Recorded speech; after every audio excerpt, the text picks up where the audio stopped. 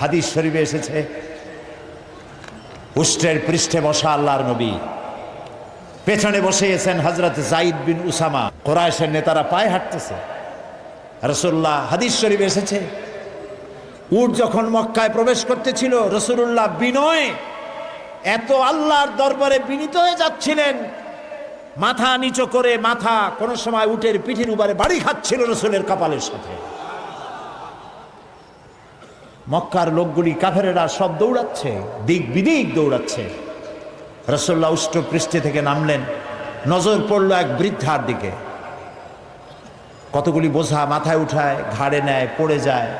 ছুটে গেলেন বুড়ির কাছে, মা তুমি দৌড়াও কেন? বুড়ো বলছে, তুমি জানো না আব্দুল্লাহর পুত্র মুহাম্মদ সাল্লাল্লাহু আলাইহি সাল্লাম এসেছে, আজ তো উপায় নাই, কাফের সব শেষ করে ভালাবে। রসুল বলছে, তোমার এই বোঝাগুলি আমারে দাও। কোথায় যাবা?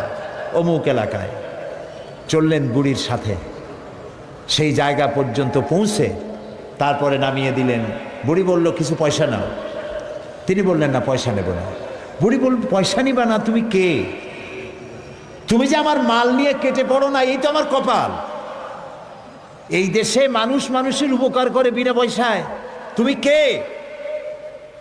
নবীজি বললেন, বুড়িমা, যার ভয়তে হারাম শরীফ থেকে এত দূরে তুমি এসেছো, আমি সেই মক্কার আব্দুল্লাহর পুত্র মুহাম্মাদুর রাসূলুল্লাহ সাল্লাল্লাহু আলাইহি ওয়াসাল্লাম।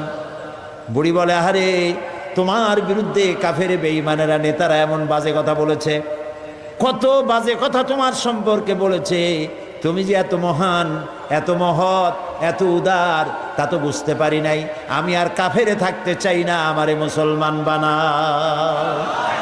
নবীজি বললেন, বুড়ি পড়ো লা ইলাহা ইল্লাল্লাহু মুহাম্মাদুর রাসূলুল্লাহ।